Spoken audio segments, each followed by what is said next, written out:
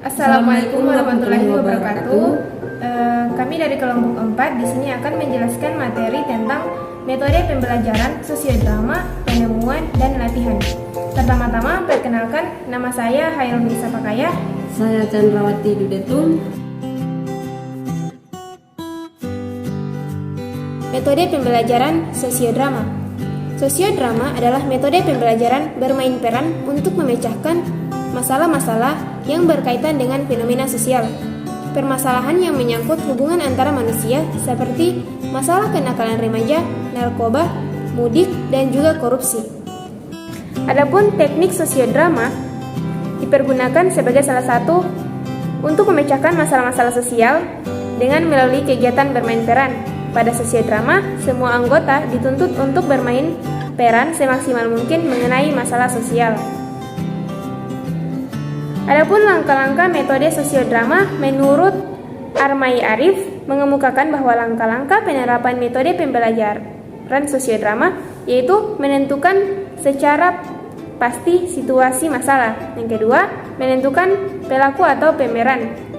Yang ketiga, permainan sosiodrama. Saya akan menjelaskan tentang metode pembelajaran atau penemuan, yaitu metode mengajar yang mengatur pengajaran sedemikian rupa sehingga anak memperoleh pengetahuan yang sebelumnya belum diketahuinya, itu tidak melalui pemberitahuan sebagian atau seluruhnya ditemukan sendiri. Dalam pembelajaran, penemuan kegiatan atau pembelajaran yang direncanakan sedemikian rupa sehingga siswa dapat menemukan konsep-konsep dan prinsip melalui proses mentalnya sendiri. Dalam menemukan konsep, siswa melakukan pengamatan, menggolongkan, membuat dugaan atau menjelaskan, menarik kesimpulan. Pertama, identifikasi kebutuhan siswa. Dua, seleksi pendahuluan terhadap prinsip pengertian konsep dan generalisasi pengetahuan. Tiga, seleksi bahan problema atau tugas-tugas. Empat, membantu atau memperjelas tugas atau problema yang dihadapi siswa serta peranan masing-masing siswa. Lima, mempersiapkan kelas dan alat-alat yang diperlukan. Enam, mengecek pemahaman siswa terhadap masalah akan dipecahkan. 7, memberikan kesempatan pada siswa untuk melakukan penemuan. 8, membantu siswa dengan informasi atau data yang diperlukan oleh siswa. 9, memimpin analisis sendiri dengan pertanyaan yang mengarahkan dan mengidentifikasi masalah. 10, merangsang terjadinya interaksi antara siswa dan siswa. 11, membantu siswa merumuskan prinsip dan generalisasi hasil penemuan.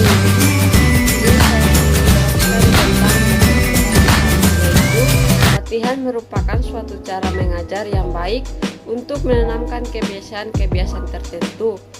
Latihan adalah suatu teknik mengajar yang mendorong siswa untuk melaksanakan kegiatan latihan agar memiliki ketangkasan atau keterampilan yang lebih tinggi dari apa yang dipelajari.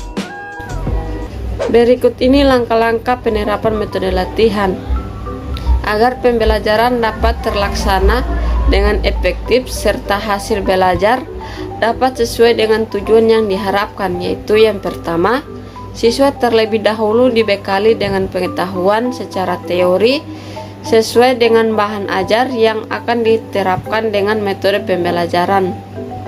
2. Guru memberikan contoh latihan soal sebelum diberikannya latihan tentang materi pembelajaran yang telah diberikan. 3. Guru memberikan latihan soal tentang materi yang telah diberikan, kemudian dilakukan oleh siswa dengan bimbingan guru. Yang keempat, siswa mengoreksi dan membetulkan kesalahan-kesalahan latihan yang dilakukan oleh siswa. 5. Siswa diharuskan mengulang kembali latihan untuk mencapai gerakan.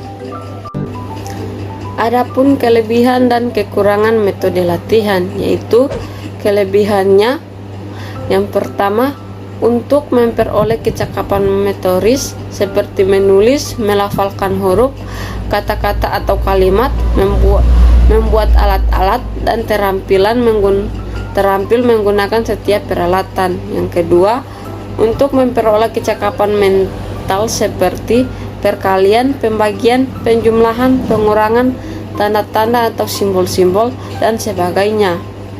Yang ketiga, untuk memperoleh kecakapan dalam bentuk asosiasi yang dibuat seperti hubungan huruf-huruf dalam ejaan, penggunaan simbol, dan sebagainya. Yang keempat, membentuk kebiasaan yang dilakukan dan menambah ketepatan serta kecakapan pelaksanaan. Yang kelima, pemanfaatan kebiasaan-kebiasaan yang tidak memerlukan adanya konsentrasi dalam pelaksanaan. Yang keenam, pembentukan kebiasaan-kebiasaan membuat gerakan-gerakan yang kompleks, rumit menjadi lebih otomatis. Adapun kelemahan dari metode latihan, yaitu yang pertama, menghambat bakat dan inisiatif siswa karena siswa lebih banyak membawa kepada penyesuaian dan diarahkan jauh dari pengertian. Yang kedua, menimbulkan penyesuaian secara statis kepada lingkungan. Yang ketiga, kadang-kadang latihan yang dilaksanakan secara berulang-ulang merupakan hal yang menonton mudah membosankan. Yang keempat, membentuk kebiasaan yang kaku karena bersifat otomatis. Yang kelima, dapat menimbulkan verbalisme. Adapun fenomena sosial yang diambil dari kelompok keempat, yaitu pertama, fenomena sosial ekonomi. Fenomena sosial ekonomi yakni fenomena sosial yang dilatar belakangi oleh kondisi atau permasalahan ekonomi, seperti yang diketahui bersama. Perekonomian adalah hal krusial dalam hidup. Yang kedua, fenomena sosial budaya. Jenis fenomena sosial yang kedua adalah fenomena sosial budaya, yaitu fenomena sosial atau masalah sosial yang terjadi karena adanya perbedaan budaya yang saling bertabrakan. Kemudian, fenomena sosial budaya juga bisa terjadi karena adanya perselisihan terkait produk budaya. Contohnya adalah perselisihan tentang pengakuan budaya Reok Ponorogo maupun wayang kulit oleh negara Malaysia. Yang ketiga, fenomena sosial psikologis, yakni fenomena sosial yang terjadi karena adanya masalah pada psikologis atau kesehatan mental dari anggota masyarakat. Saat seseorang mengalami gangguan kejiwaan, maka bisa berpotensi menyebabkan masalah sosial. Masalah sosial yang terbentuk kemudian menyebabkan gangguan kejiwaan juga bagi orang lain. Pada akhirnya memunculkan fenomena yang berulang dan semakin luas. Keempat, fenomena sosial lingkungan alam. Fenomena sosial yang diakibatkan oleh kondisi alam atau sebuah peristiwa alam. Fenomena ini sulit untuk dihindari karena memang kejadian alam tidak bisa dicegah. Manusia umumnya hanya bisa meminimalkan dampaknya. Misalnya pada fenomena erupsi gunung berapi di suatu daerah Indonesia oleh BMKG, biasanya akan diketahui mengenai risiko terjadinya erupsi sehingga bisa memberikan informasi bagi masyarakat untuk mengungsi. Kelima, fenomena sosial biologis. Fenomena sosial biologis merupakan fenomena sosial yang terjadi karena faktor biologi. Misalnya, fenomena tentang penyakit menular, termasuk juga pandemi COVID-19 yang terjadi saat ini. Perkembangan biologi sebuah virus membuat penyakit COVID-19 mudah menular dan dialami oleh nyaris semua manusia di muka bumi. Pada beberapa bulan yang lalu, saat kasus COVID-19 sedang tinggi, masyarakat Indonesia banyak yang menghembus. Contoh fenomena sosial di Indonesia. Yang pertama, mudik. Contoh yang pertama adalah kegiatan mudik, yang umumnya terjadi menjelang hari raya Indonesia seperti Hari Idul Fitri. Mudik disebut sebagai fenomena karena memang dilakukan dan melibatkan banyak orang. Saat mudik terjadi, maka orang-orang pada dasarnya tinggal di kota atau pulang ke kampung halaman bersama-sama. Bahkan di Jakarta, menjelang Lebaran sampai Lebaran selesai, dari yang jalannya rawan macet menjadi sangat lenggang. Yang kedua, kenakalan remaja.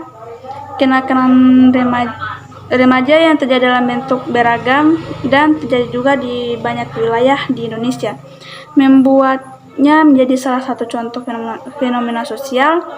Saat ini banyak remaja yang sudah melakukan tindakan kriminal dan tindakan terpuji. Anehnya, kelakuan negatif seperti ini tidak hanya terjadi di suatu daerah atau satu kota saja, melainkan bisa di banyak daerah, dan paling tinggi adalah kota besar. Orang tua yang terlalu sibuk dan kurang perhatian membuat anak muda salah bergaul dan kemudian melakukan kenakalan remaja. Yang ketiga, korupsi. Contoh fenomena sosial yang banyak sekali di Indonesia sekarang ini adalah korupsi.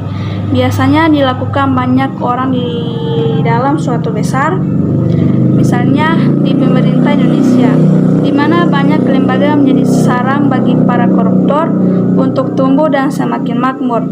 Angka korupsi di Indonesia sangat tinggi dan membuat KPK memiliki daftar panjang tersangka diduga koruptor. Selain itu, banyak juga yang sudah dicobloskan ke penjara dan dimiskinkan setelah terbukti melakukan korupsi. Pemaparan materi presentasi dari kami kelompok 4 terkait materi tentang sosiodrama, penemuan dan latihan. Sekian, wabillahi taufiq wal hidayah. Wassalamualaikum warahmatullahi wabarakatuh.